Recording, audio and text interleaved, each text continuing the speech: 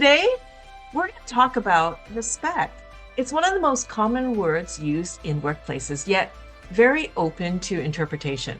The moment someone says that was disrespectful, things change, defensiveness kicks in, and it's completely up to subjective interpretation.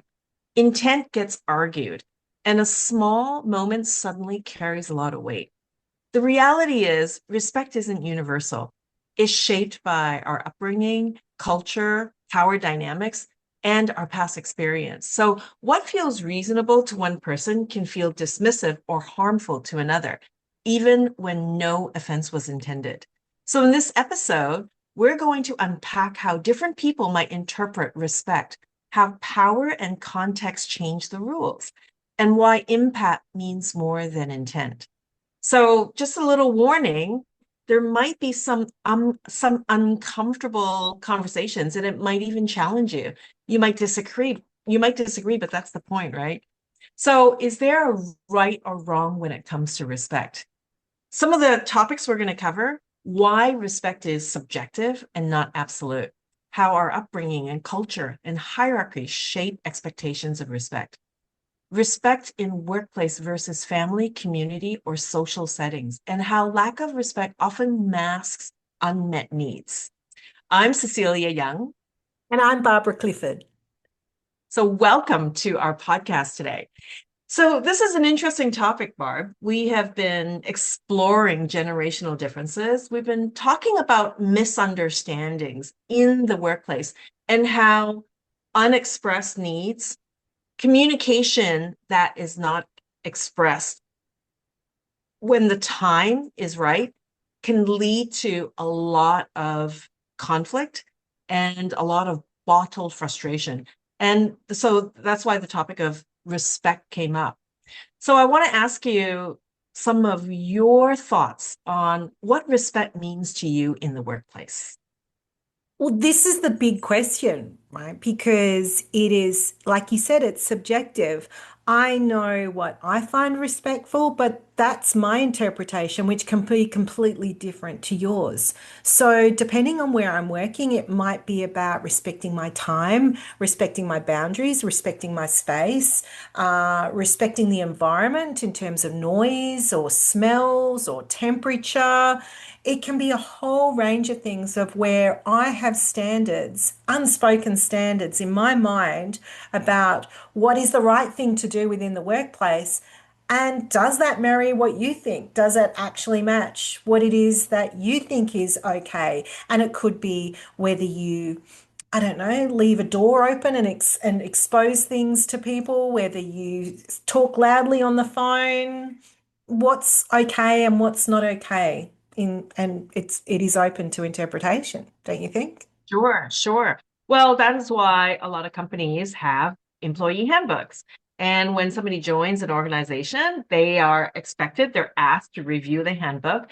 And most of the time, not always, but 90% of the time, there will be a section on what is considered a respectful workplace. And sometimes it needs to be documented. Not sometimes, I mean, does need to be documented in black and white for people to understand what Here's constitutes a respectful workplace. But here's the thing though. I mean, most workplaces have a code of conduct, right? About setting some organizational benchmark standards around how we conduct ourselves within the workplace and what's respectful. Then there's the unwritten rules that exist, which is why you and I do things like Charter of Agreed Behavior, because there's assumptions, like we just take it for granted that everybody knows this is what you do. This is just what we do here. That's respectful. How can you not know that that's a respectful thing to do? So it's things that people just take for granted and assumptions that they make. That's where the danger lies. And those things aren't formulated in a code of conduct, but sometimes you just actually have to write them down so they're understood. For example, I did a charter of agreed behavior where there was many multicultural people working together from different nations, different countries. So different celebrations, languages, religious practices, all of those things. And it started to create tensions and animosity because people developed their own little cultural cliques. And then they thought there was favoritism. So, how they alleviated that as a group in terms of their charter of agreed behavior was they all made a decision to say, we will respect people's traditions and cultures, but we're not obliged to participate. So, for example, if you celebrate Diwali, that's great. I can choose whether or not I participate. Same with Easter eggs, whatever it is that people like to bring into the workplace. And the other one was that you can speak in your language because you can communicate things really, really quickly with a colleague if they speak the same language as you. But the moment somebody else comes into the room who is not of that language group, you need to stop and speak the common language, which is English, for all people involved, even if it's a little bit more uncomfortable. And these were just little things which you think is obvious, but it's actually not written into the code of conduct. But these are things that Right. they all agreed to as part of their charter of agreed behavior. And you can think that that's obvious, but it's open to interpretation. Sure, sure. What I'm hearing is there are certain norms in the workplace that are understood within that specific workplace. And it's not going to be in a handbook somewhere. It's something that you observe and that you conform to because you want to belong. And to act differently from that would mean that you are on the outside of that. Yeah. And that requires or that entails some risk because you are risking not belonging in that workplace. But I'm actually getting what you're talking about because for example, here's a good one, and it relates to your story about the cruise ship, which is Casual Friday. There's just time and time again, you hear about how people have to keep sending out memos about what is appropriate and what is not appropriate for casual Fridays because somebody would complain about a coworker coming to work in short shorts or showing their dirty toes and just I don't need to see that on my Friday. So therefore, instead of talking directly to this person, and that's not disrespectful behavior, but it feels disrespectful to the person who complained. And Yeah. but however, what I've experienced that instead of going directly to this person, which would typically be the admin, office manager, or HR person, they instead send out a memo about what is appropriate, what is not appropriate, so that there is like a blanket statement and not make that one individual feel uncomfortable. I don't know if you've come across cases like this before.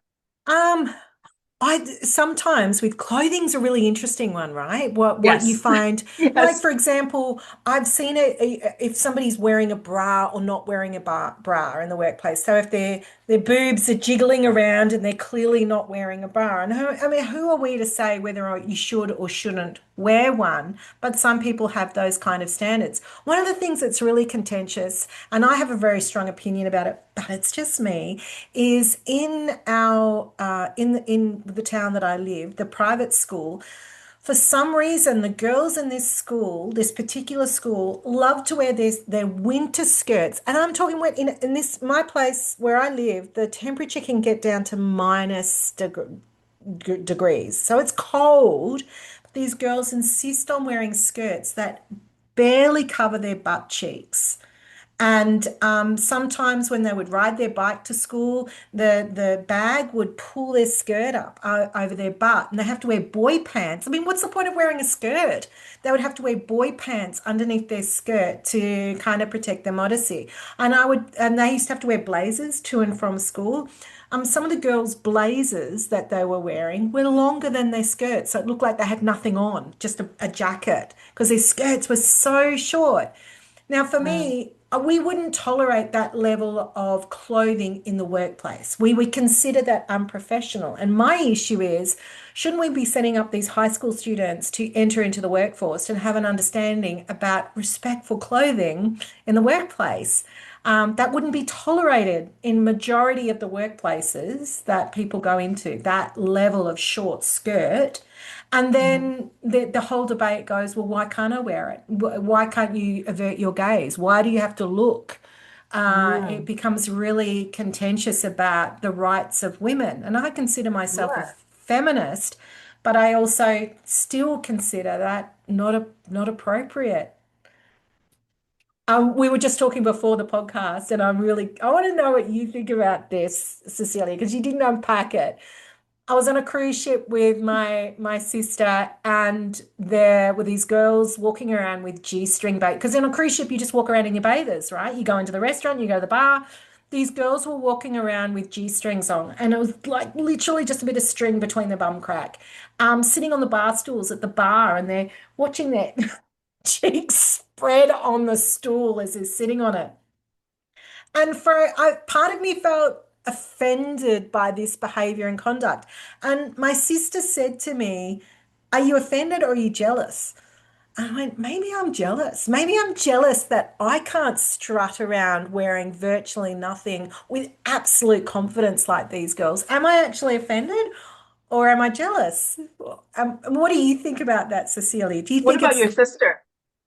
I think she How was did she okay feel with about it? it. She was okay with it.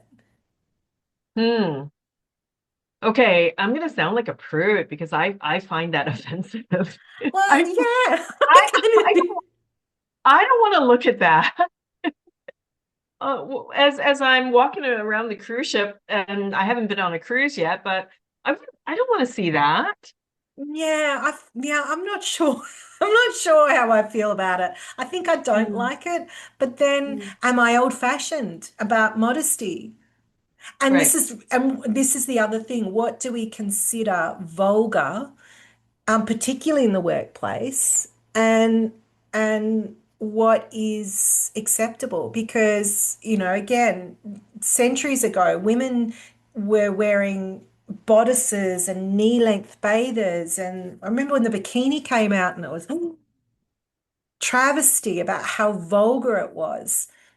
Mm, And is it relative to the era that we live in terms of what's deemed respectful and not respectful? And those things do carry over into the workplace, right? In terms of the right. clothes we wear, the language we use. Interesting. It it's this has made me think of when I used to train in public speaking, and attire is so important when you're on stage. You want to have the right image.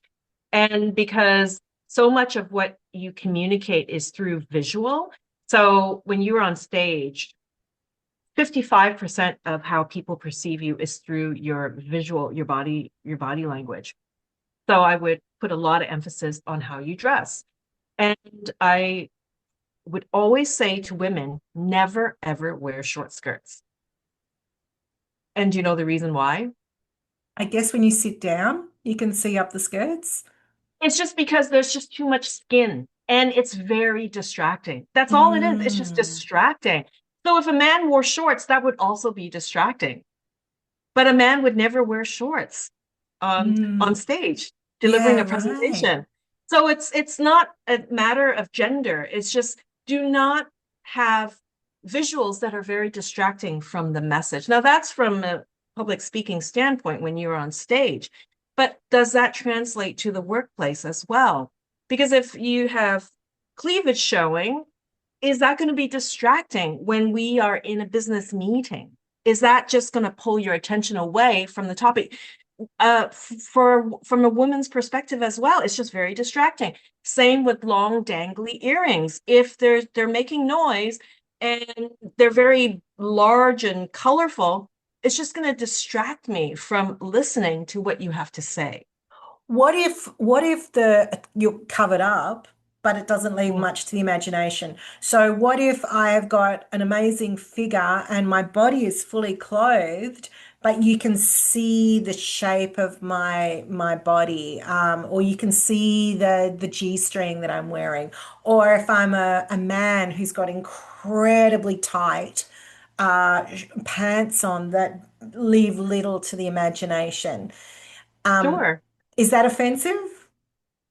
I wouldn't call it offensive. This is where we're shifting into another category because it's subjective as well. It's about whether it's distracting or not and Mm, how you want to appear in the workplace. And I would say that most people want to appear professional Mm. in But a it's workplace and also to conform to the cultural norms of that organization. If it's a more conservative, if it's more of a professional firm or more casual or more relaxed, you want to dress and adapt accordingly. But that also counters our stance on being authentic and being you. So where do you find that balance? I'm not arguing either or. I'm just saying that these are some challenges that or some things to consider. Mm. And the things that can be, when we talk about going back to the workplace and what's respectful and not respectful, what's disrespectful, there's what we're talking about at the moment is just clothing. But what about other behaviors, whether it is the tone of voice? Are you respecting the command of authority? Are you bypassing that? Are you not? You were talking before, Cecilia, about in certain Asian cultures in the workforce, you've got to respect age. Age is fundamental in as a cultural norm that comes into the workplace. Whereas I don't know that that necessarily exists. We have the legislation around age discrimination within the workplace, and I know that that sometimes gets bandied around in mediations as well. I've seen that come up. Mhm. So you said before, Cecilia, I think we are talking about a comprehension around it. And I think that you've got a great comprehension because you work across so many different cultures, so many different countries. What does that inform you in terms of recognizing respect in the workplace, given you go into those different workplaces?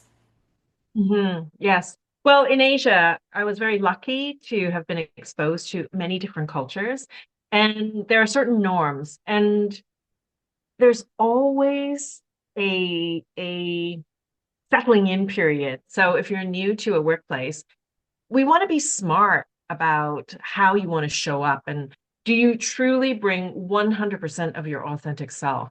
And this is another debate or another podcast about being authentic in the workplace. You want to be you. You want to be uniquely you. You want to bring your personality and your strengths to the workplace.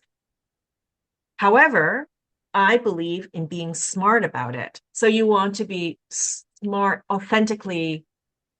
Oh, what is the term? You want to be smart authentically. So you don't bring 100% on day one. You want to observe and see what the norms are. Find out what the lay of the land is.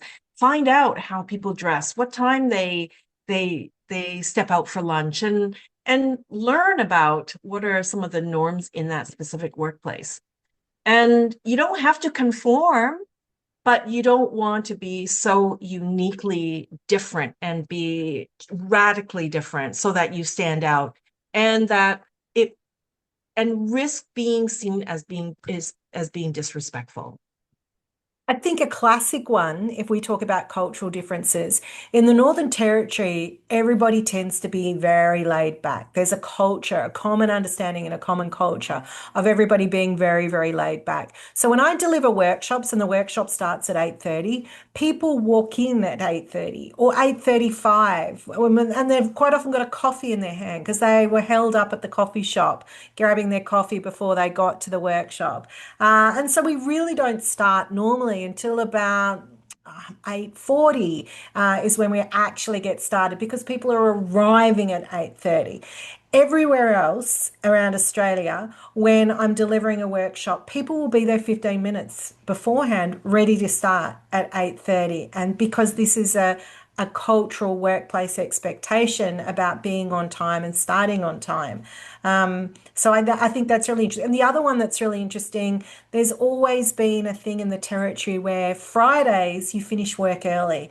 It's been because it's so hot here, people will often have a knock off beer or a knockoff drink to sort of celebrate the week's work. And so there's an understanding in the business culture is that you do not ring anybody on a Friday afternoon because they're probably having their knockoff drink or they've left work early or they're having they're closing out the week drinks. No other place in Australia does that except in the territory. It's just an understood around the Right. culture. In some ways, I think it's kind of healthy is to be able to go, let's reward ourselves for a week of hard work. Yeah. I want to ask, Cecilia, what do you find offensive in the workplace? What kind of things would you find offensive? We were talking about certain practices, so maybe you can reference those. What do you think is offensive or Well, disrespectful? any personal grooming I find is just not acceptable for me personally. I find that just extremely rude, but I don't come across that very often. And if it were to happen, I would not hesitate to go up to that person and tell them, would you please stop doing that? So, what kind of grooming? Like you were saying, nail clipping is the one that you've really uncomfortable with. Extremely uncomfortable. Nail clipping is quite common in Asia. People will do it on the train, at a restaurant, walking down the street.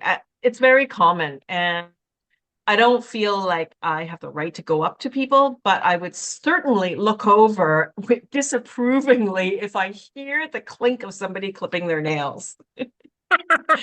You'd be one of those teachers going, oh. Well, this is really interesting because, and when we talk in mediations, what often happens is it's not a one-off thing, it's a whole accumulation of things that irritate people or seriously offend them. And they will reference all of those things as being disrespectful. So, for me personally, in a workplace, I hate sniffers. Oh, on a plane. I can remember one time I was traveling in the middle of these two people, and both people on either side of me were sniffers, constant sniffers. It just really irritates me. Or slurpers, slurping their coffee. Maybe I'm one of those people that has that sound sensitivity, like you can't handle people crunching and things like that. But what would you do in a workplace if you're sitting next to somebody and every day they're doing that kind of behavior? You'd have to at Mm. some point say something. But what we see in mediations is that people don't speak up. And this is what you and I have talked about, right? Is being able to make a request that's respectful and professional to say that I find that disrespectful from my upbringing or my culture or from my experiences. I find it offensive. I find it disrespectful. Can you please not do that? Right, right. And we covered that in one of our master classes where we assertively communicate our needs for awkward conversations. And Yes. that's an awkward conversation. Like, would you mind please not slurping because it really grosses me out? How do you have that conversation in a respectful way? And that's really interesting. Just because you don't find it offensive, is it a reasonable request? So I gave you the example of a colleague of mine who had in a workplace cubicle had a whole heap of religious paraphernalia, pictures of Jesus and scriptures and a whole range of Christian things. And her colleague actually came up to her and said, would you mind taking it down? Because I feel like I'm being judged every day. I feel like I'm being watched and judged all the time. Wow. Yeah, that's a little extreme. Yeah. So, and is that an appropriate request or not? I personally feel like we have to respect people's comfort or discomfort and make Right. accommodations according to that. Just because I'm comfortable with it, like I could be really comfortable sitting here naked and farting all day in the workplace, but chances are you're not going to be comfortable with that. So maybe I need to modify my behavior in order to be able to work with you. Mm. Yeah, you bring up so many interesting points, and it's made me think about what we have tolerated in the 90s. I gasp sometimes just thinking about what was acceptable in the workplace 20, 30 years ago and just would not be tolerated even in the slightest today. That's right. So Racist the jokes. yeah. Racist jokes.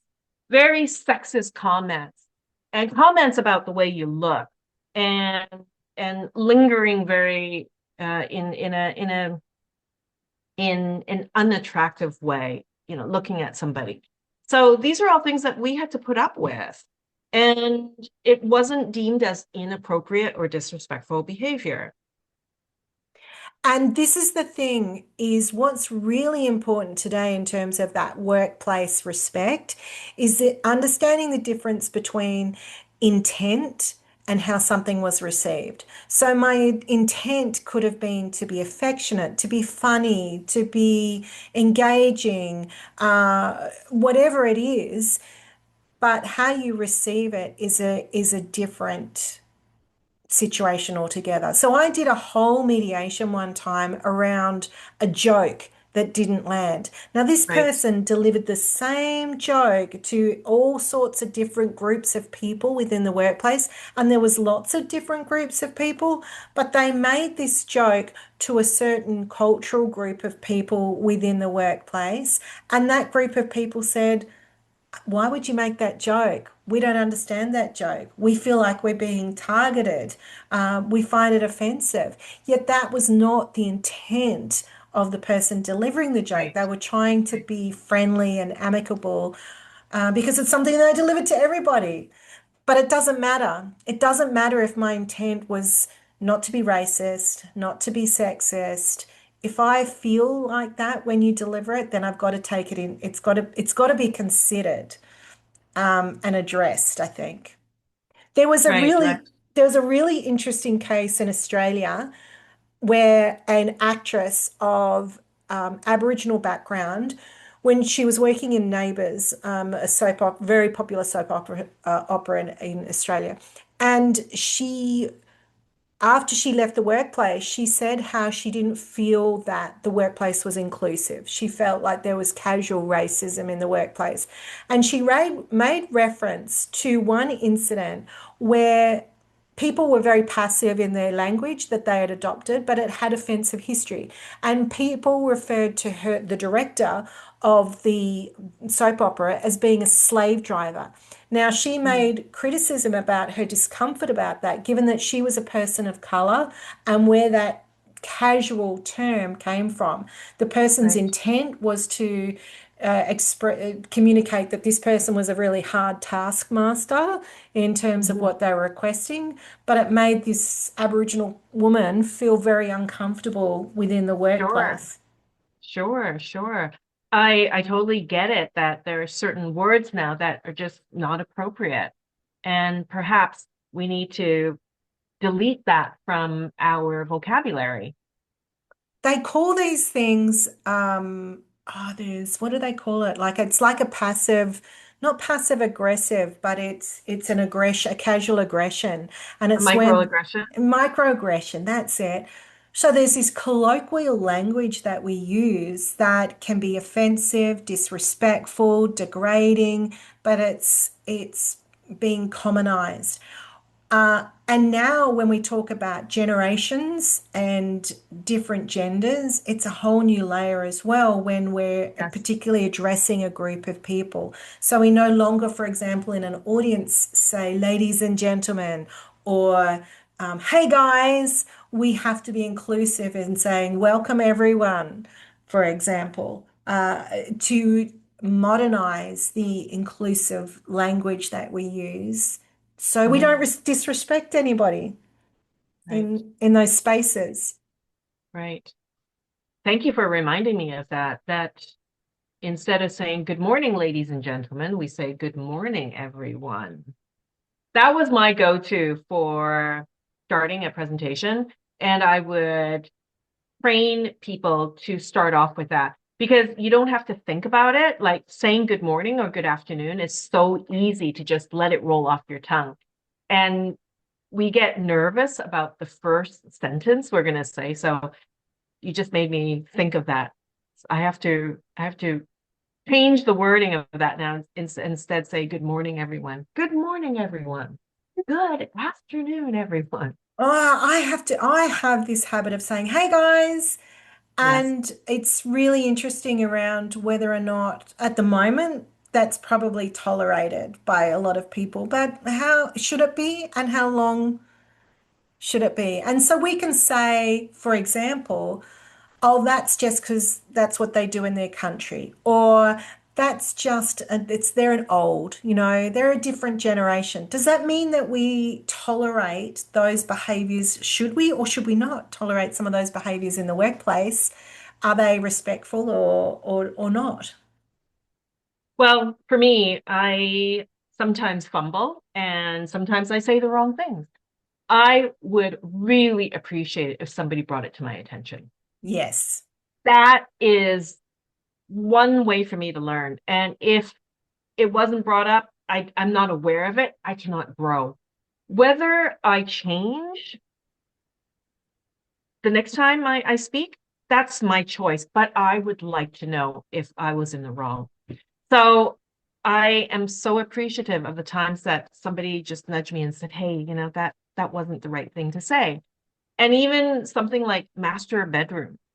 We don't use the word master anymore. You're supposed to say main bedroom.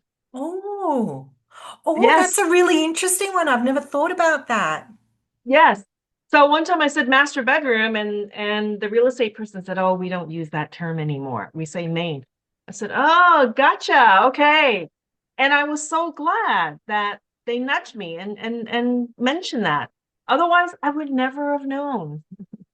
Yeah, and this is what I mean about those microaggressions. It's those little things, languages, and it has this subliminal impact, I'm sure, Yes. in terms of the references and where those things come from. I was working with when I was addressing this with a group of emerging leaders in some training, some work I did recently. And these were predominantly Indigenous emerging leaders. And we talked about some of the language that would creep in and where it comes from. And I referenced crack the whip to one of them. And this guy was did laboring kind of outside work. And he would often say to his team of workers, "Come on, let's crack the whip. I'm going to crack the whip." And I said, that has a slave connotation. That's where that comes Right, from. right. And certainly there was a lot of Aboriginal people in the early days of colonisation in Australia that were used like slaves to clear land and set up farms and industry here. And he said, "Oh my goodness, I'm never using that term again. Now I know that where it comes from and how it's creeped into my colloquial language because I'm never using that again." Mm, And we yeah, probably don't think fascinating. about the where the context of where those things come. I want to shift Yeah. gears a bit, Cecilia, and ask you your thoughts around when hierarchy in terms of we talked a little bit about how important age is in terms of Asian culture in the workplace. But what about, regardless of that as well, what about seniority in workplaces? Well, I've done mediations where people will bypass their manager and not respect their leadership and going to someone more senior to try and get what they want. And of course, the managers felt a great level of disrespect that someone is not respecting their position, their authority in that role, and recognizing and valuing them. What are your thoughts on that in the context of the workplace? Mhm. So this is exactly the point where we come in and we really encourage people to have more open communication. All of these tensions and emotions can be avoided if there were some opportunities to have open communication and to speak honestly about situations like just like the case you mentioned. So if for example somebody bypasses a manager and goes one level up, that manager feels disrespected, but do they really know the reason why? And immediately assumptions come into play. And because I've constricted, I feel disrespected. And now I'm seeing this person in a completely different light. Like there's a filter before checking in or understanding, asking questions. I've already placed a filter on this person. So this person, the next thing they do, they may write an email or they may walk by my desk and not say anything. Then now I'm stacking up the evidence as to this person is not respecting me. And do you see how that accumulates? So just one gesture, one action, we can spiral into a lot of assumptions. And maybe this person is intentionally going above me or going above this manager. But what's wrong? We have this very close relationship. If this is my direct report, we're communicating on a regular basis. What's wrong with sitting down in our weekly one-on-one or whenever we have our one-on-one catch-ups, say, hey, just wanted to ask you about that. I was just curious. What was your intention behind that? Like, what I'm curious about the background and why you did that, why you did not copy me, because I'd like to keep notified. I'd like to stay in the loop on situations like that. And then hear them out. It raises the question of whether respect should be instantaneously acknowledged and applied because of a position, or whether it is something that is earned over a period of time. And personally, I think in the traditional hierarchical businesses, you need a bit of a balance. You need to respect and honor that this person holds a title that has certain obligations to it. However, you need to earn trust with that person. They need to Yes, demonstrate that they are a leader that you can trust and go to with those things. Otherwise, people will bypass. So you can't just yes, assume that people will automatically trust you because of your job title. You yes, have to build that relationship over time. And then the flip side of that is that do we have to respect people because they've been in the job forever and the knowledge that they have? We have to honor that.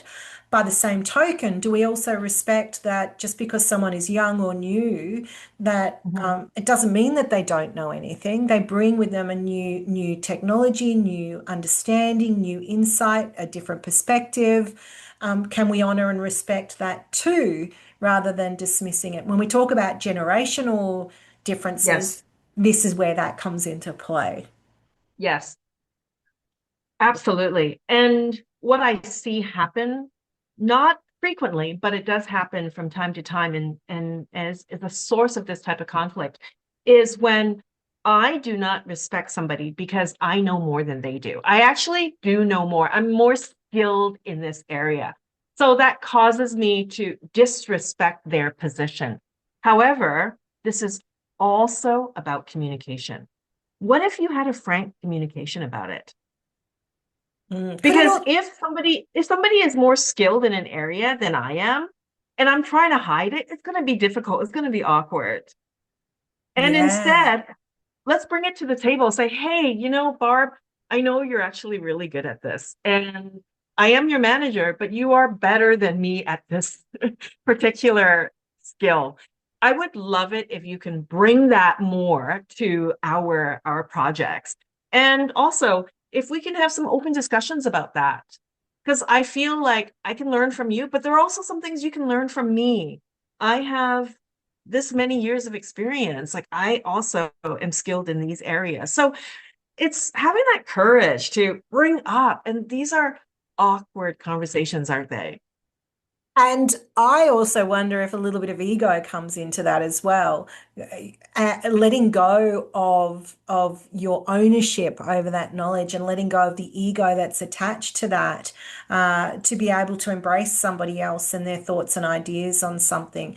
When people often talk about mansplaining, and it's one of those things that people like narcissists, people like to throw around. And sometimes I actually wonder, is it mansplaining? Or is somebody actually sharing with you their knowledge around something or affirming what they know in conversation with you? Is it necessarily mansplaining? Maybe sometimes it is, but maybe sometimes it isn't. And it's your ego not letting go of being the keeper of that knowledge. That's Mm, bit contentious. Here's another thing I want to think about as well, Cecilia. This comes up in mediations a lot, and it's often referenced in the context of respect, is tone. We can talk about tone in the context of mm, verbal yes. delivery. Am I aggressive? Am I sharp? Am I too direct? Am I sarcastic? However, what I often see in mediation is the interpretation of tone through email Can you see in emails that people are being disrespectful, or is it an interpretation of the tone? Sometimes yes, Mhm. sometimes not. What are your thoughts on that in the context of respect in the workplace? I would say if it's around an email that you're not sure about the tone, hello, Barb. I Totally. received your email and I just wanted to check in with you because ABC and if you value the relationship, pick up the bloody phone and talk to them instead of analyzing or driving yourself crazy trying to figure out what the tone is. And if you're in person, this is a great opportunity. If you're speaking to me in a tone that I find aggressive or I find disrespectful, I can be in control. I don't need to react to you. And if I want to make sure that I maintain my composure, and we discuss this in many of our master classes, you got to regulate.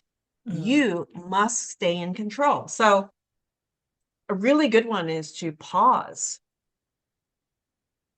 take a breath. Excuse me, would you mind repeating that? And especially Now, yeah, sorry, go ahead. especially if someone's sarcastic, Yes, right? Is to because yes, that's a way that some people will use sarcasm to criticize what you're saying, without have being very clear about what the problem is. Like, I'm not mm, confident enough to tell you that I don't like what you're doing, so I'm going to throw something sarcastic to try and send a message without being obvious, because I'm not exactly. confident enough to be able to tell you something quite clearly.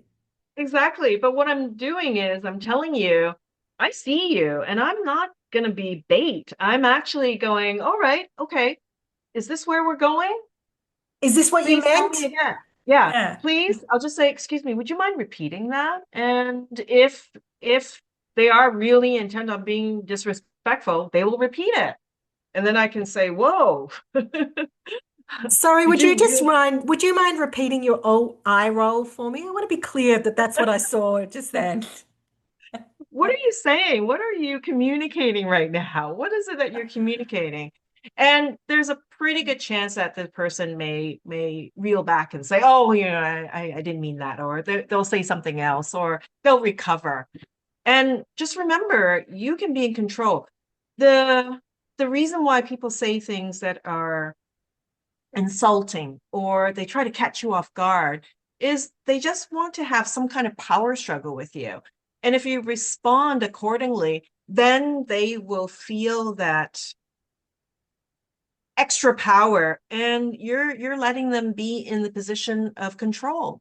So these things you can't prepare for unless this person has a repeated pattern of doing this. And in which case, they would not be able to continue to do that. HR would have stepped in, or it's just not appropriate for workplace communication. But if you are caught off guard, remember, pause, do not react. Stop, pause, take a breath, and take your time before responding. You can even say, that's a lot for me to take in right now. I need to take a moment.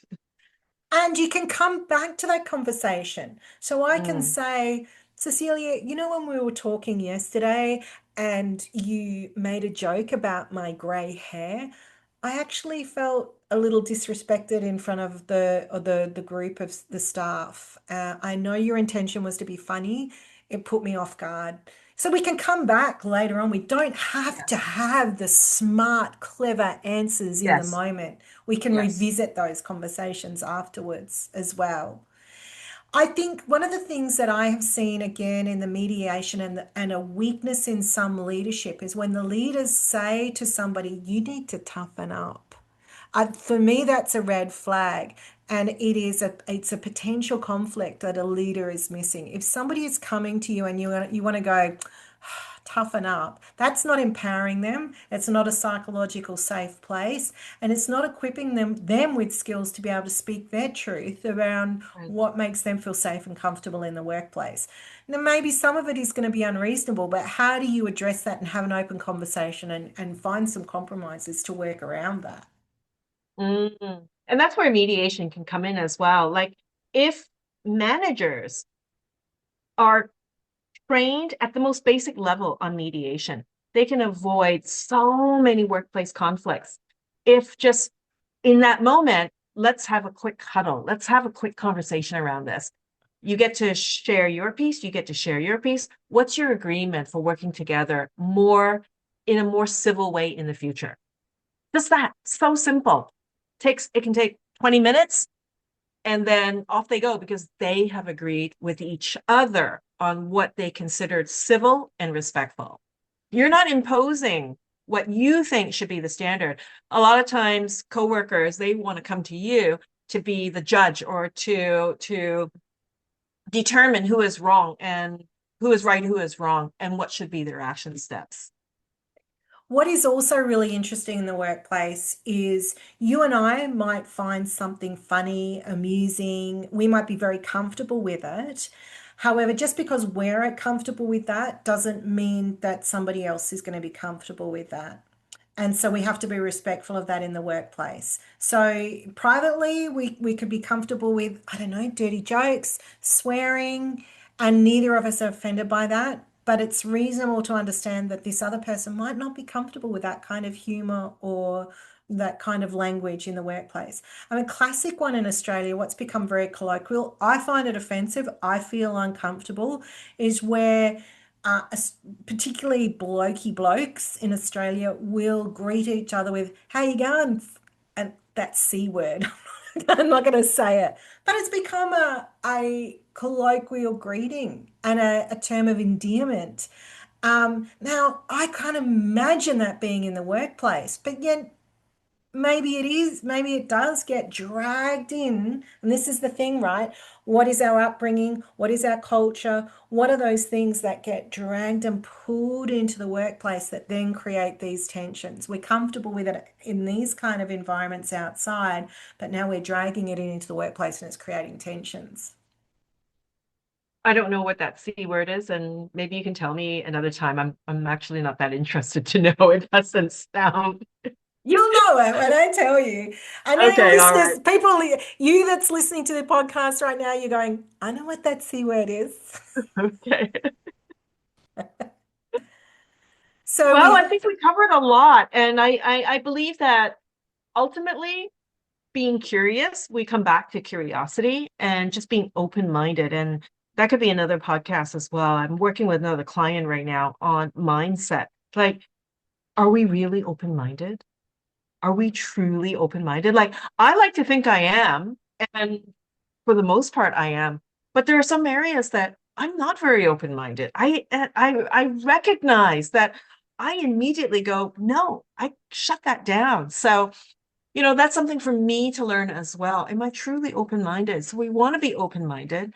I want to, I want to be in a world where everyone is respected.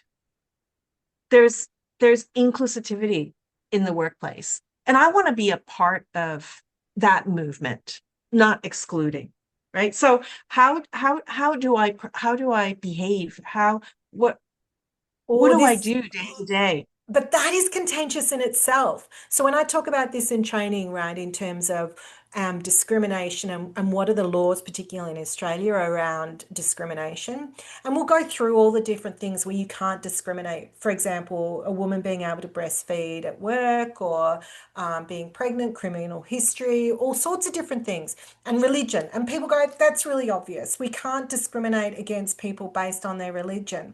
And so I will be in working, let's say, in an Aboriginal organisation delivering this training, and then which is obviously people of colour.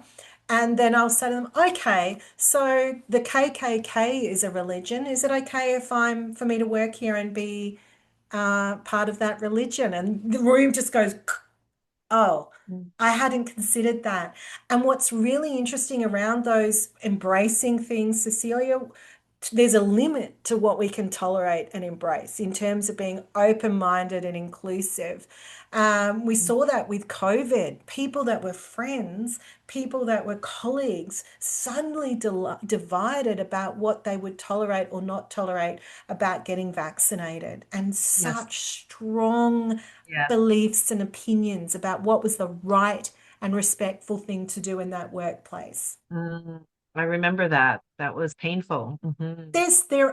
We can be open-minded, but I also think we need to have boundaries around what we tolerate and what we won't tolerate, what we think is respectful or not respectful. Be flexible and open to listening to someone's interpretation of what it means to them. But we also have to be clear about what's in what we tolerate in ourselves, I think.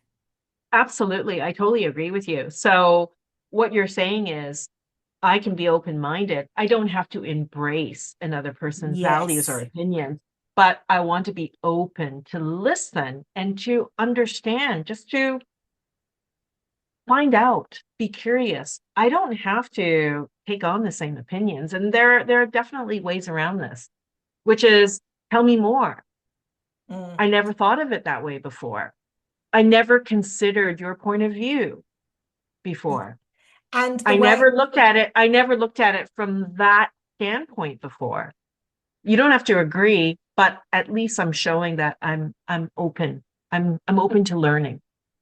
I feel the assumption is the greatest risk here. Me assuming that you will be comfortable with this language, this behavior, or whatever it is in the workplace. And that's the greatest danger. The cure to that is curiosity. That's what we say is the remedy to prevent the risk of assumption is by just Right, thinking, what questions can I ask in relation to this? right, right. Yes. Oh, Yeah. So yes, more open-mindedness, curiosity, and the courage to communicate.